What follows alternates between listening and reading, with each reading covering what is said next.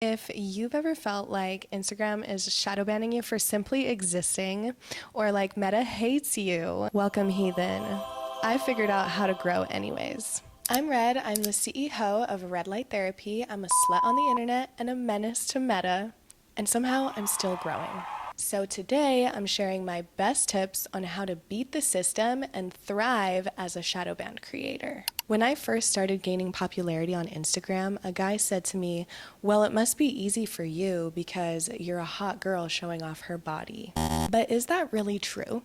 I know people love a thirst trap, but from my experience on Instagram and YouTube, I feel like I've often had to dilute my content, curb my expression, and ultimately heavily censor myself to avoid getting my posts taken down or my account disabled. I have had to be extremely clever and strategic to grow on social media, just as much, if not more, than a creator who doesn't create controversial content. I want to start off by sharing some of the statistics from my own accounts. I pretty much started my journey on Instagram. I've been able to grow the account to about 26,000 followers. I think it's at 26.3 right now. And this is where I pretty much started my content creation journey and figured out how to find my voice, figured out what kind of content I like to make, and I really found my audience originally on that account. I had two prior accounts that had been disabled due to account violations, mostly because I'm too sexy for Instagram. I totally understand what it's like to have to start over from scratch, and with today's video, I really want to help you so that you can reach these kinds of numbers with an interactive and engaged community, because you can see I get lots of comments and interaction without the risk of losing your account. I've also been able to grow my business page to almost 10K. We're so close to 10K. We recently reached 1,000 subscribers on YouTube. Thank you so much to everyone who has subscribed to us.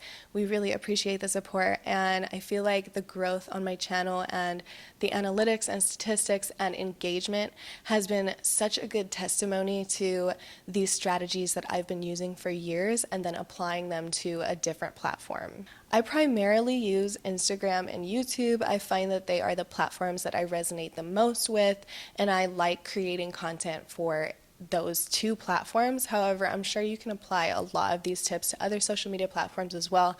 I'm just giving you a disclaimer that those are the two platforms that I use the most. I have a goal to get a YouTube plaque, which you get at 100K subscribers, and I'm confident that I'm going to be able to get there even though I make shadow bannable content, and I know that using my strategies is going to help me be successful even despite the fact that the algorithm isn't really helping me. I want to make a disclaimer that everything that I'm going to share with you today is based on my personal experiences. I would say I'm in the sexy department of shadow ban creators, but shadow ban doesn't just affect sexy creators. There are many other groups of creators that also experience shadow ban for a variety of unfair reasons. Political activists, LGBTQ people, cannabis educators, Black and people of color creators, plus-size creators, tattoo artists, people who provide sexual education, and even some finance creators could benefit from the strategies that I'm going to share with you guys today. These strategies have worked for me, but these social media platforms are unpredictable, as we just saw with the TikTok ban. And Meta also loves to move around the goalposts, so it's kind of hard to plan. So while these tips might help you minimize risk and maximize growth, nothing is 100% foolproof. Your account is always at the mercy of the app that you're using. Ultimately, take these tips at your own discretion. If Instagram still snatches your page, don't come crying to me because I did warn you. So let's get right into the strategies for today. My first strategy is to make sure that you hook people immediately when they see your content. People's attention spans are practically zapped due to short form content and overconsumption of social media content. So you have to make sure that you're able to catch people's attention within the first 3 seconds, you need to be ready to start thinking outside the box when it comes to capturing people's attention, or else they're just going to continue on to the next video without another thought. Once I understood how important hooks were, my content immediately received more engagement. So here are some of the tricks that I used to get people to stop and watch. Use visual hooks. So these can be as simple as you lighting a candle or sitting down to say hello before you say whatever you want to say. You could be putting on lip gloss or just something funny or a joke or just something to really hook people into your content so that they stick around and care about what you're going to say later. You can use a bold statement or a question to start off your video. For example, did you know Instagram is shadow banning you for this? What this does is it creates curiosity, and people are very curious. So they're going to continue watching because they're going to want to know the answer to the question that you just put in their mind. Another thing I started doing is not neglecting using text over my content. A lot of people nowadays consume content without the volume on. Maybe they're at work, maybe they are just not wanting to wake anybody up in the morning. So using text on the screen allowed me to reach the audience that is consuming content without their volume on as well. So I'm not losing those potential viewers because they might still be able to gain value from the text on the video. Even though I love a long, wholesome, unedited video, quick, snappy edits are going to be more appealing to a general audience, a wider audience, because it's more likely to maintain their attention. So please try to avoid long intros where you're taking forever to get to the point of the video, because usually you're going to lose people's attention by the time that you actually get to the point of sharing valuable information. So you can maximize on people's short attention spans and just really make the most of the way that people are using social media nowadays. My second tip is to focus on organic growth over virality. As a shadow banned creator, you cannot depend on the algorithm to push your content the same way that they would push family-friendly content. If you really look at what the algorithm is pushing, they're pushing people eating giant cookies and doing ridiculous stuff like that. I see ridiculous stuff on my Explore page all the time. So you're going to have to actually be a little bit smarter than that. You're actually going to want to focus on creating shareable content versus viral content. I think a lot of people talk about trends and stuff like that, but I'm actually not somebody that really encourages focusing on doing only trends, because as a shadow banned creator, again, the algorithm is not going to push your content just because you use a certain viral audio, because your video might not be exactly what they're looking for to be seen on the Explore page. So using that strategy of following trends is only going to be beneficial to you if you niche down the trend and make it specifically make sense to your target audience. If they fit your niche in a clever way, then use it, but don't force trends constantly. I'm going to show you guys an example of a trend that I actually found on TikTok that I used, and I niched it down to my community and made it something that was a lot more relatable to my target audience, and it did really, really well. Again, it didn't go viral, but it's one of my top performing posts and got over 100K views. Do you know them? No, but in the club, we all fam. What? In the club, we all fam. In the club, we are all family. Are you racist? And it's still growing to this day. So instead of focusing on coming up with viral videos that I think are going to appeal to everyone, I focus on shareability. I ask myself, would my audience want to share this piece of content? Would they want to send this to a friend? Does this piece of content solve a problem, or does it provide value in some kind of way? And the last question is, would I stop and rewatch this? The reason I focus on shareable content is because when people share your content, it actually bypasses the algorithm that's trying to hold you back. You got to make sure your content is extra good if you want people to share it. Focus on high quality, make sure that you plan your content, because you're going to have to work 10 times harder to get the kind of reach that another account might get for the same amount of posts or whatever it is. So you got to make sure those posts count. Every time before I post something, I ask myself, is there something that I could do to make this provide more value? Is there something that I can do to make this a more shareable piece of content so that it can be more useful to more people?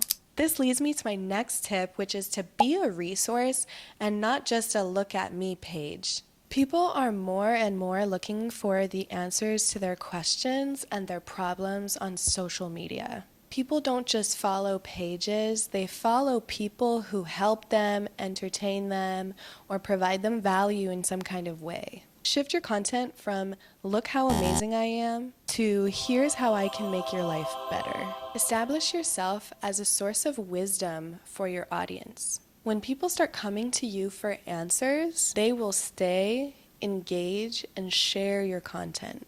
Because people want to share valuable information and education with their friends and family. When people start coming to you for the answer to their questions or their problems, they will stay, engage, and also share your content. This leads me to my next point, which is actually be social on social media. It's called social media for a reason. And I think a lot of people forget the social part. You can't expect people to engage with you if you don't engage back. So be present and active, and don't be performative about it. Comment on posts. Don't just share emojis, but share something a little bit more meaningful. Share other people's content. They might return the favor. Reply to your DMs and comments. I know it can be hard sometimes, but do it. Build real relationships with your audience. I can't emphasize this enough. I really did this at the beginning of my journey, and it didn't just help me grow on social media, but I made so many friends, connections, and I got led to so many opportunities by using social media in a truly social way. When you support your community, they support you back. My fifth tip is to monetize as soon as possible. The size of your audience does not dictate the amount of money that you can make from social media. To be honest, you can start monetizing or growing your social media at any point as long as you have value to provide. Stop waiting for a certain amount of followers before you start treating your account like a business. You can start now, and it actually will help your followers understand what it is that you're really doing if you know your mission right away. I learned this when I started my business profile after having my personal profile forever. I was just able to start my account with so much more of a strategy and a knowing of what the goal was, and that allowed me to grow a lot faster. So this is just something to keep in mind. You never know how having money from monetizing your account might allow you to actually grow your reach even more. I've taken money that I've made from content creation and went and bought a higher quality camera, and that allowed me to create even higher quality content. So don't sleep on yourself. Monetizing yourself as soon as possible so that you can elevate your content and provide even more value to people. So it's not about how many followers you have, but it's actually about who follows you. If you have a bunch of bots following you, there's no way that you can actually make money or get real support from bot and fake accounts who just followed you for follow. So let's stop being so hyper fixated on big numbers and instead focus on having a small, engaged audience. Small, engaged audience can make just as much money, if not more, than some big accounts. So start driving people to paid offerings, digital products, or services that you've created now. Do it as soon as possible. Start working on a digital product. Start working on something that you can provide to your community for a fee. Also, if you're interested in being an affiliate or whatever it is, just be a go-getter. Reach out to people. Don't be afraid to network and put yourself out there for opportunities. You might be surprised by how many yeses you can actually secure. People actually like someone who asks for what they want and they have the drive to back it up. On that note, Don't ask for opportunities that you don't 100% know that you can fulfill. My next tip is that less is more. Be smart about the risky content that you're posting. Meta hates sluts. Trust me, I get it. That scandalous pic is so fire, and I know you want everybody to see it, but is it worth how upset you're going to be when Instagram takes down your post, gives you a strike, and shadow bans you, so now nobody's seeing your content, or even worst case scenario, they disable your whole account just because you shared that one photo? It can happen, and it's happened to me. So if you have something provocative that you want to share, my trick is to keep it short or to crop it. Sometimes I get away with it by like zooming in so that it's not like super clear exactly what body part it is, but just cropping out nipples and being smart about it. Using emojis over your nipples is not enough because Instagram knows what you're doing. So just try and be smarter about the way that you edit these kinds of content so that you can make them usable on these platforms, but then you can monetize the more provocative versions. Let's be for real. Don't post your best content for free. Use social media to tease and direct people to the more explicit content, to the uncensored content, whether it's on Patreon, OnlyFans, or whatever kind of platform that you're using to make a little bit extra money on the amazing content that you created. It's definitely not worth losing your account over a piece of content that you actually could have monetized. And that doesn't just include sexy content, that can include educational content.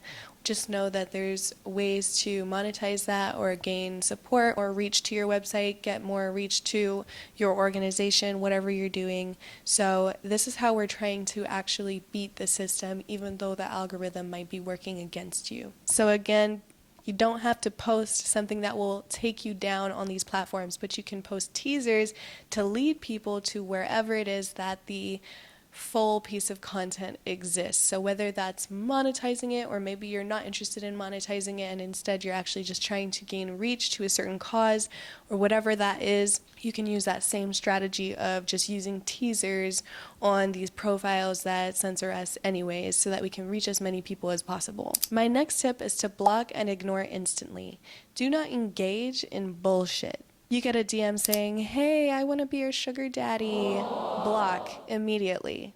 There's so many scammers online, and when you are a shadow banned creator, you tend to attract more of these type of scammers and bots. You're actually exactly who they're looking to target, so you gotta play smart. Shadow banned creators get targeted the most by haters, scammers, bots, and weirdos. So honestly, my best advice is to just block and delete on sight. Do not let them build up on your profile. Here are some examples of some accounts that you should look out for. Haters, underage accounts, make sure you block those immediately. Bots and scam DMs, I always have a bunch of these in my hidden requests. That's an instant block from me because I just know I'm not interested in anything they have to say to me. And in fact, engaging with these bad accounts can actually put your account at risk with Instagram. So it's just not worth it to me for another follower or whatever it is. I'd rather just have them off my profile completely.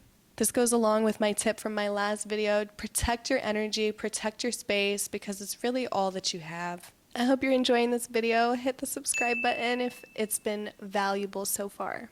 My next tip is to collaborate with other creators. One of the best ways to expand your reach and meet more of your community is by collaborating with other creators that you aspire to be or that you're inspired by. This will basically expose you to a new set of people in your community. Maybe you guys have overlapping mutual people in your community as well, but you might be able to introduce yourself to some new people as well like this. And this is something I definitely did to be able to grow my account and have more reach, was being able to collaborate with some of my other creator friends who also wanted to benefit from collaborating with me. So it's a nice mutually beneficial way to work together and learn from each other. So collabing with people means mutual exposure and also learning from your fellow creators. We all have our little tips and tricks that we can share with each other.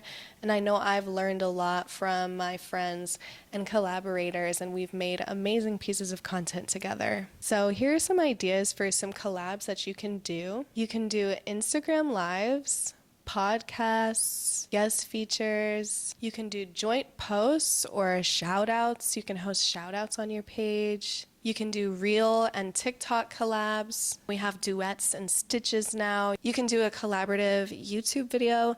You can do a video on your channel and a video on your friend's channel, and like that, you can invite people to check out each other's content. So those are just a couple ideas of ways that you can collaborate. You don't even have to be in the same place to collaborate nowadays. There's so many ways to connect with your community and tap into a larger audience by being social, like I said earlier. Okay, the introverts might hate me for this, but I'm gonna say that it might be a good idea to actually network in person and cross-promote your social media accounts in the process. You're gonna have to get over your fear of being perceived this year if you want to level up your content creation. A lot of my most supportive followers and future collaborators were people that I met at shows or gigs who I shared my social media with. When I was doing Playboy Centerfold, I actually made business cards that I could pass out at the club when I was at work because I knew